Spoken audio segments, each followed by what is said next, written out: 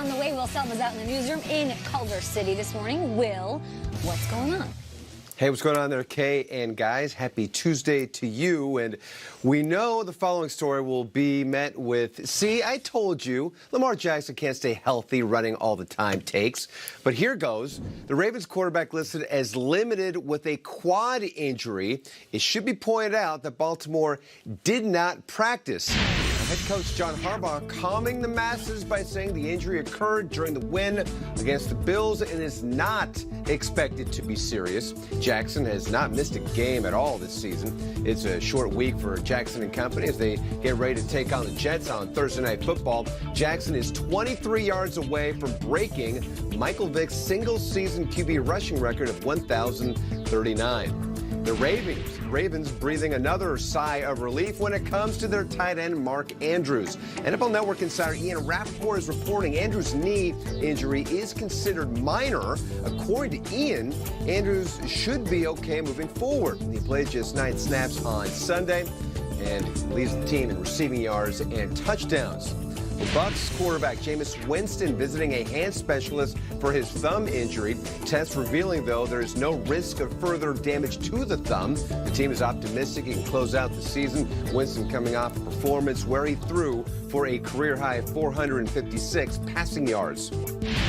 There's also optimism regarding another high-profile quarterback, Patrick Mahomes. He will be His here injured throwing hand did not reveal a break. break, and according to Rap Sheet, the Chiefs believe he'll be able to play with it moving forward. Mahomes is the first QB under 25 years old to win a road game against the Patriots since Minnesota's Dante Culpepper in Week 3, 2000. The Vikings won that game 21-13. That was 3 years before Nathaniel Eugene Lionblood Burleson LLC DDS Junior PhD was there. Yes, all of those things. You forgot second boat. PG-13. Yeah, second boat too. That was it. I forgot. Second boat. Fred Smoot. Yes. Not the SS Smoot. All right, Selma, we love you. We'll talk to you in a bit. Guys, we're sitting here and there's only 3 games left in the regular season. Sad, but it's been such a great year. These playoffs are going to be ridiculous. We're in the home stretch, so let's break down the hottest playoff scenarios. It's something we call Believe It or Not. Bing. Starting in the AFC, well done. Texans currently sit in the number 4 seed, but Schrags, believe it or not, the Titans are the favorites. Your favorites to win the South. I can't say yes, Kay. I can't say yes because they play twice in the final 3 weeks. The Texans are the defending division champions. They can still right the ship here, and I still believe in Deshaun Watson. Yeah. As great as Tannehill and the Titans have played, and as bad as that loss was against the Broncos, Deshaun Watson's got 2 chances here, this week and Week 17 against the Tennessee Titans, to right this thing. And I've seen too many big wins from this Houston team, whether it be the win against New England on a Sunday night, or whether it be the work that they did against the Chiefs. I still think the Houston Texans have what it takes and have the guys in there to thwart the Titans, despite the Titans being red hot. See him against Denver. I know. Yeah, I know. tough. I also saw him against the Patriots. I know. I think the favorites will be Houston. They have a more famous superstar quarterback. Maybe they've been there a little more. They also have a slightly easier schedule. You know, you play the Texans and Titans play twice. Houston gets the Bucs, where the Titans get the Saints, which is very tough. This whole thing hedges to me on Derrick Henry's health. There's a whole thing where he was banged up last week. He says, quote, "Ain't no quitting in me." If Derrick Henry is not Derrick Henry, I don't think they can do it. As good as Tannehill has been, this has been the superstar. So track it very closely. All the Rappaports and Peloceros of the world, those 2 guys really hold the key to the AFC South, if you ask me. He tried coming back in that game, and Arthur Smith, the offensive coordinator, was like, no, you're done. That's not good. I don't like it. But maybe that was because they were killing the Raiders. I don't know. 22 is the whole key for it. If he's healthy, I think the Titans win. Yeah, Tom Pelissero has the key. That's it. He's the guy. And his beautiful daughter. She's a very talented girl. Great hair. You mentioned Houston, Trey, and that's funny because in Week 14, the Titans put up 522 yards, and that was the most since the Houston Oilers back in '91. I love the Oilers. I'm going to say it's the Titans. You said that I've seen the Texans have these big wins and even bigger letdowns. And that's the unfortunate thing. As much as we love Deshaun Watson and that offense, if Will Fuller isn't on the field, it's going to change how I look at this offense. It's going to change the way defenses play against this offense. And on top of that, the Titans aren't the old Titans where it's like, oh, they're going to put up 17 points. I totally agree. They're probably going to beat you. Well, they're on a 4-game win streak, and they're putting up 38 points a game. I agree.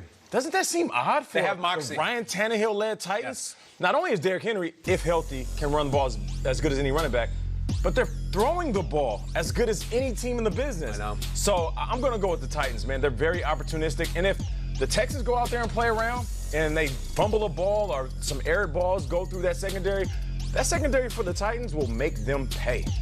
If I'm a Texans fan watching this right now, Striker, I am annoyed AF. Because, really? Yeah, Are you? You're the Texans. This is not a question who's the better team, who's going to win the division. In a year that Andrew Luck retires, you have DeAndre Hopkins, you've drafted your franchise quarterback.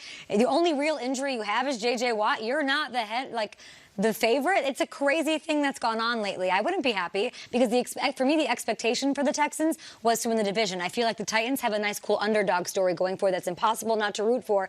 But I don't think this should have been the conversation. It's not the one that we thought we'd be having going into this season. Well, that's changed in a week. Yeah. It's a rough game they had on Sunday. If I'm the Titan, there's your AF. If you're a Titans fan, you're thinking, I watched Nick Foles go on some crazy run a couple years ago. I mean, why can't Tannehill Big be rise. And I think the Titans went from rebuilding to being reborn. Like, to your point, like, it was like, oh, it's a cool story. We're trying to figure it out to let's close this out because we're one of the better teams in the division. The Titans are playing like one of the best teams in football. Tannehill's the second best fantasy quarterback since taking over. The first best is balling, Lamar man. Jackson. Yeah. He's awesome. Okay, let's go back to week 17 of last year. Remember where you were, what you were feeling, how cold it was. The Vikings were in a win-and-in scenario against the Bears and infamously lost by 2 touchdowns, allowing the Eagles to grab a playoff berth with a win. So, Kyle, this season the Vikings are sitting in that number 6 seed spot, a game up on the Rams as we enter the final 3 games of the regular season. Believe it or not, unlike last year, they will not fold down the stretch. Make your case. I think they will not fold down the stretch. It's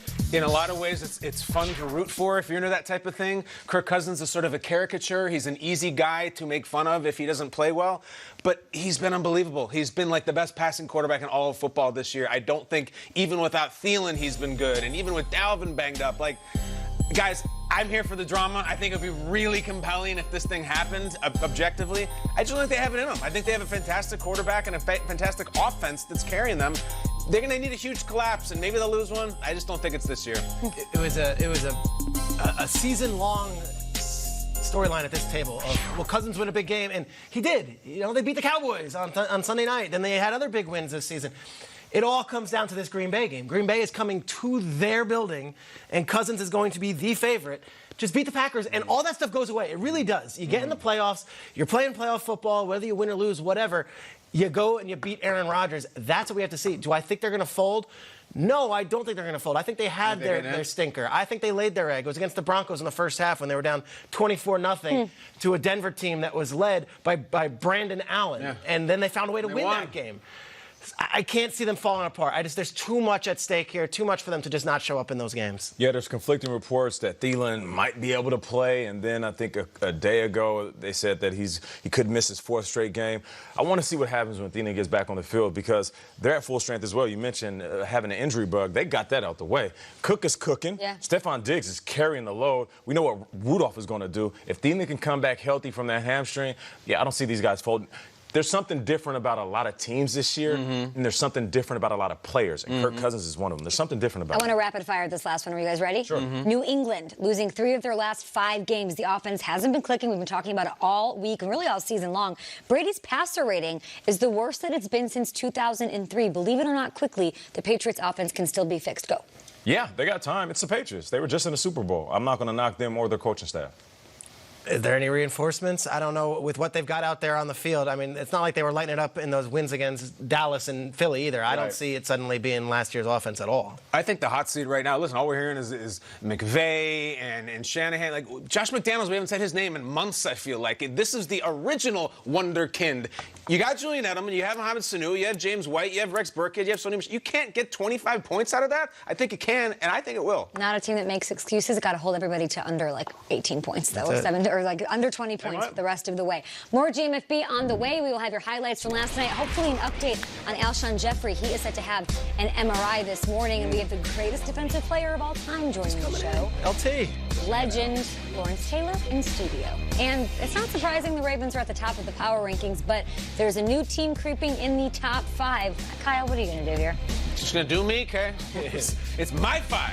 Feel free to fight it. Are the Patriots in your top 5? I'll tell you after the break. Surely they couldn't be.